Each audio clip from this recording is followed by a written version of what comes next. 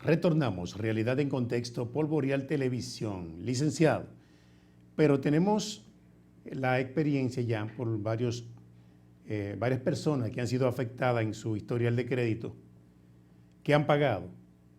Entonces, a pesar de haber pagado, permanecen en el buró de crédito. Hay procedimientos para que ese deudor que ya no debe, se le siga causando ese perjuicio para retirarlo de ahí. Sí, lo hay, porque lo que sucede es que esa persona tiene que procurar por todos los medios de que su crédito mejore, que vaya lo antes posible haciendo las diligencias necesarias para que su crédito mejore y que luego pueda incentivar a ese sistema de buró de crédito de todas esas instituciones de intermediación financiera que ya él está mejorando, porque en la práctica se ha visto que aún cumpliendo con el pago, no lo han hecho algunas instituciones, pero es que es un problema que a veces hay personas que tienen una conducta morosa. Son reincidentes. En el pago, son sí. reincidentes. Entonces, eso genera una especie de conducta y esa conducta crediticia hay que mejorarla, pero poco a poco, no de un día para otro, aunque se haya pagado un crédito determinado. Entonces, muchas instituciones que están sometidas al cumplimiento de una norma, pues evidentemente que lo mantienen por un tiempo determinado. Pero esa persona puede intimar a esa institución a que le libere de esa mala imagen. Y de no hacerlo, pues podría irse a un tribunal y ese tribunal podría entender si lleva razón o no esa persona para que pueda ser liberado de esa información negativa. Hay instituciones financieras del país que tienen programas, por ejemplo el Banco de Reserva, tiene un programa denominado Preserva. En ese programa, todo aquel que se encuentra afectado en su historial de crédito y quiere salir de ahí, entonces solicita que quiere participar en esas charlas que da el Banco de Reserva, un día especializado donde reúne a todos los interesados. Le da una charla, luego de la charla lo invita a pasar por el banco donde se le asigna una tarjeta de crédito por el valor de 5,000 pesos para que vaya recuperando de manera gradual su historial de crédito. Asimismo, ya inmediatamente le asigna la tarjeta, puede también abrir una cuenta. Y así se va abriendo de manera gradual en todas las instituciones bancarias y financieras del país. Correcto. Esa es una forma de recuperar el historial de crédito para los amigos televidentes que nos ven y tal vez no comprendían la manera cómo salir del buró del crédito y recuperar su historial. Correcto. Mire, hay otros temas que son de mucha relevancia para los amigos televidentes y la opinión pública que nos ve cada día por este canal. Es lo relativo a los procedimientos inmobiliarios. Los procedimientos inmobiliarios, iniciando a veces por el proceso más simple, que es el saneamiento de un terreno o el deslinde. Pero en este caso el saneamiento cuando el terreno todavía no ha sido registrado, que puede ocurrir que surjan litis a partir de ese momento. ¿Cómo puede resolver esa situación? Hay que aclararle a la teleaudiencia que cuando se dicen procedimientos inmobiliarios, no estamos hablando del embargo inmobiliario, ni del ordinario ni del abreviado. Estamos hablando de algunos procedimientos que tienen un inmueble envuelto que puede ser o no registrado. En el caso del saneamiento, es un terreno no registrado. Sí. Porque solo se puede sanear un terreno que no está registrado. Si estuviese registrado, pues no podría sanearse, porque de hecho ya lo fue. Podríamos estar en una litis sobre derechos registrados. Y que no tenga registro, sí. Que no tenga asiento en el registro de título. Pero en el saneamiento propiamente dicho, se llaman las partes reclamantes. El que está allí llevando un proceso de saneamiento se llama reclamante. Y ese reclamante tiene que cumplir con una serie de condiciones indispensables, porque allí básicamente lo que se prueba es un derecho de posesión. Es decir, cuando se tiene la posesión que manda nuestra norma de carácter civil, entre los artículos 22, 28, 22, 29, el 22, 62 del Código Civil, y te habla de una posesión pacífica, permanente e ininterrumpida y a título de dueño. Y de buena fe. Y de buena fe. Entonces, ¿qué sucede? Que teniendo ahí ese derecho de posesión y tomando en cuenta el plazo máximo para lo que es la prescripción adquisitiva de ese derecho a sanear por posesión pacífica e ininterrumpida, hablamos de 20 años. Hay un plazo de 10 y hay un plazo de 5. Uno de 5 para la parte urbana, uno de 10 para la parte rural y el plazo máximo de 20 años que establece nuestro Código Civil en su artículo 2262. Es evidente que si no hay ningún tipo de cuestionamiento de algún colindante, no colindante, sino de alguien que viva cerca del área, ¿no?, de la zona, pues que esté en los límites de esa propiedad, pues evidentemente que hay que ponerlo, hay que notificarle para que se lleve un procedimiento normal como manda nuestro reglamento de mensura catastral. Y así pueda ser judicializado, entendiéndose de que este proceso de saneamiento es de orden público y va a depurar un derecho para que se emita por primera vez un certificado de título. Debe cumplirse con 3 fases. Hay una fase técnica, que es la del agrimensor, hay una fase judicial, que es la de los jueces, y hay una fase registral, que es cuando ya llega al registro de título. Bien, pero en el saneamiento ahí tiene mucha incidencia el derecho común.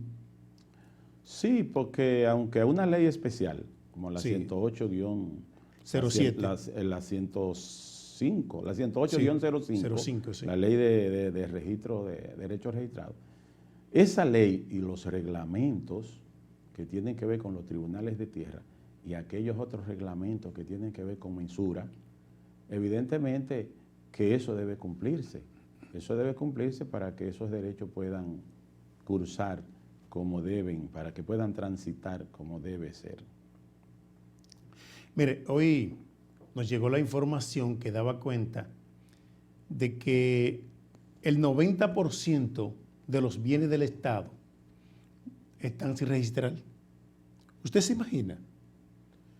¿Usted se imagina una cosa como esa? Que el 90% de los bienes del Estado, que el Estado es el garante del derecho, es el protector del derecho, y que tenga tantos bienes sin registrar todavía. Bueno, ese es un asunto de negligencia de los administradores y de los gobiernos que hemos tenido en este país. Hay otro procedimiento en materia inmobiliaria, como lo es el deslinde. El deslinde que ya viene a ser aplicado sobre un terreno registrado, porque ahí de lo que se trata es de la transferencia de un derecho.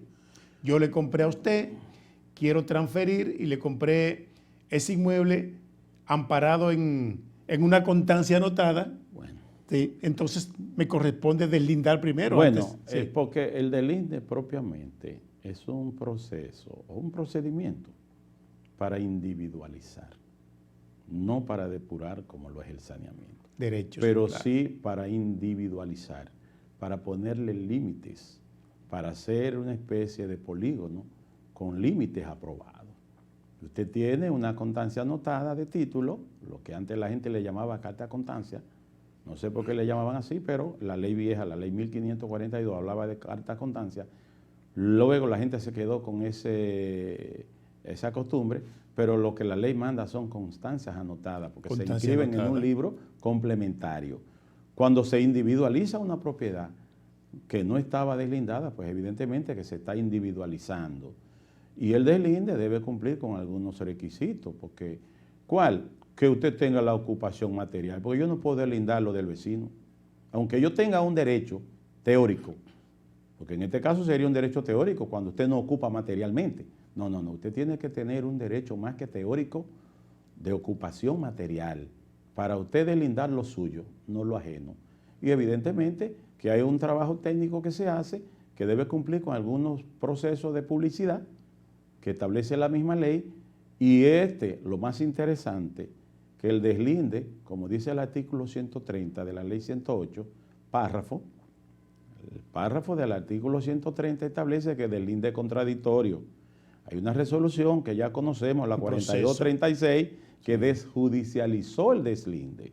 Y lo que se estaba haciendo aquí en la práctica es que cuando se aprobaba un deslinde y no había oposición de ningún colindante, el director regional de mensura lo enviaba a registro de título por entender que era una necesidad enviarlo a un tribunal para que un juez allí decida sobre ese deslinde que nadie ha cuestionado.